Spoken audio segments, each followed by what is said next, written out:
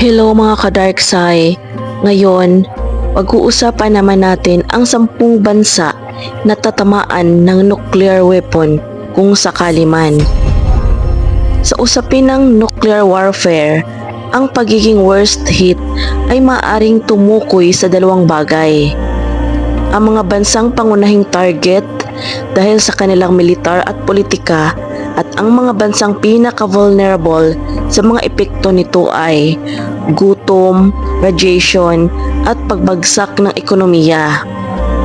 Base sa mga strategic analysis at scientific studies gaya ng nuclear famine, narito ang 10 bansa na posibleng dumanas ng pinakamalalang epekto. Number 1 is ang Russia. Ang Russia ay ang pinakamalaking target bilang bansa na may hawak ng mahigit 5,500 nuclear warheads. Ang Russia ang may pinakamalaking target sa likod nito. Decapitation strike ay sa isang giyera, ang priority ng NATO ay ang command and control sa Moscow. Kapag tinamaan ang Moscow, guguho ang buong burokasya ng bansa. Industrial paralysis ay dahil ang Russia ay umaasa sa mga centralized industrial hubs sa Ural Mountains at Siberia.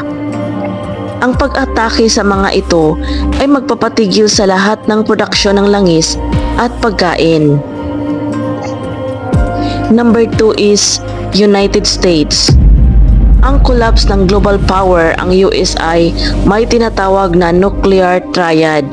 Ito ay mga land, air at sea-based nukes. Ang mga estado gaya ng North Dakota, Montana at Wyoming ay magiging sponge o sipsipan ng mga missiles at dahil nandoon ang mga nuclear silos ng US, ang New York, DC at Los Angeles ay hindi lang sentro ng populasyon kundi sentro ng ekonomiya. Ang pagkawala ng mga ito ay nangangahulugan ng instant na pagbagsak ng dolyar at global trade. Number 3 is China. Ang population nightmare ay ang China ay naghaharap sa isang kakaibang problema, ang densidad ng tao. Ang Pearl River Delta or Hong Kong, Shenzhen, Guangzhou ay may halos 100 milyong tao. Isang bomba lang sa bawat syudad ay magdudulot ng casualties na hindi pa nakikita sa kasaysayan ng mundo.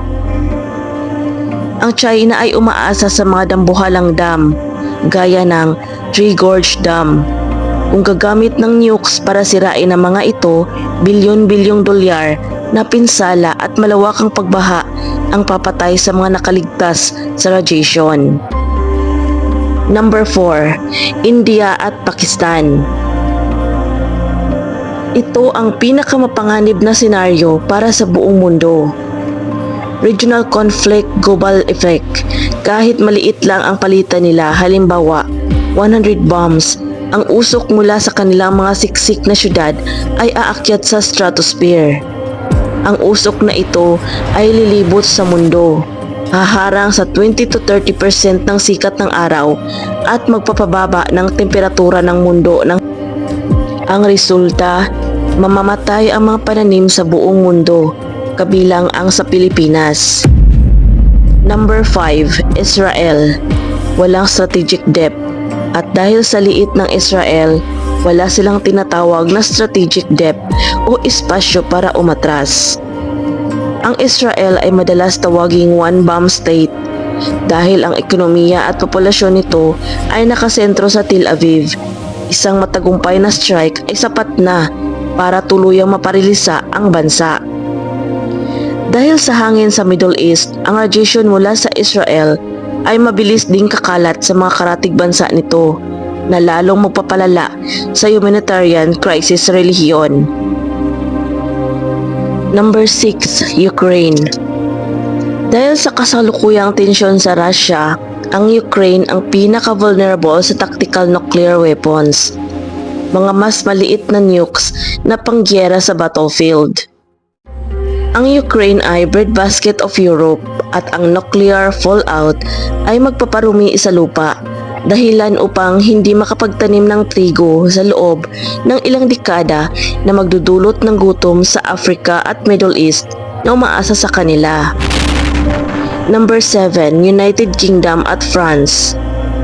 Bilang mga tanging bansa sa Western Europe na may sariling nukes, sila ang shield ng NATO. Ang mga ito ay primary targets para sa mga Russian Sarmat missiles. At dahil sa lapit nila sa Russia kumpara sa US, mas maikli ang warning time. Mayroon lamang silang 15 hanggang 20 minuto para mag-evacuate bago lumanding ang missile.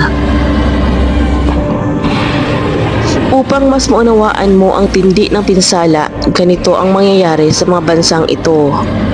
Thermal radiation 0 to 60 seconds. Ang init ay mas mainit pa sa ibabaw ng araw.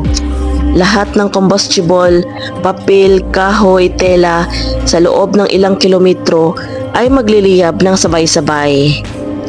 Ang blast wave ay aabot lang ng 1 to 5 minutes. Ang hangin ay magiging parang pader ng semento na gumagalaw ng mas mabilis sa tunog. Tutumbahin nito ang mga building at skyscrapers.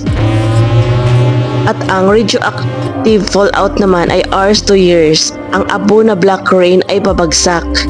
Ito ay punong-puno ng isotopes gaya ng strontium-90 at cesium-137 na nagdudulot ng cancer at radiation sickness. Ang impormasyong ito ay hindi para takutin tayo, kundi para maging mulat tayo sa realidad ng mundo. Ang paghahanda ay nagsisimula sa kaalaman.